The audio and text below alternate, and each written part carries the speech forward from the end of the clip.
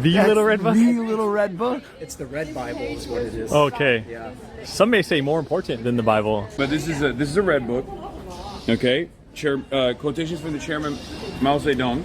The most valuable thing about Chairman Mao's Little Red Book is its ability to illustrate how socialist dictators say one thing and then do the opposite. Mao predicted that a government-controlled economy serving the common good would create untold abundance in China, stating that the changeover from individual to socialist collective ownership in private industry and commerce is bound to bring about a tremendous liberation of the productive forces. Thus, the social conditions are being created for a tremendous expansion of industrial and agricultural production. The Communist Party of China tried to implement utopian socialist policies between 1958 and 1962, which was called the Great Leap Forward. Instead of working for the common good, these disastrous policies were responsible for creating a famine that resulted in the deaths of 36 million Chinese people, according to Yang Zhisheng, and 45 million according to Frank Decatur. Yang notes that the famine was one of a kind, writing that it is a tragedy unprecedented in world history for tens of millions of people to starve to death and to resort to cannibalism during a period of normal climate patterns with no wars or epidemics. Thankfully, in spite of the Communist Party's efforts to conceal the causes and impact of the famine, Liu Shaoqi's statement to Mao in 1962 that history will record the role you and I played in the starvation of so many people has come true thanks to dedicated scholars and courageous victims. Many policy decisions contributed to the famine. Decatur says that one major step was the government taking ownership of the means of production and forcing farmers into communes, writing that in the pursuit of a utopian paradise, everything was collectivized, as villagers were herded together in giant communes which heralded the advent of communism.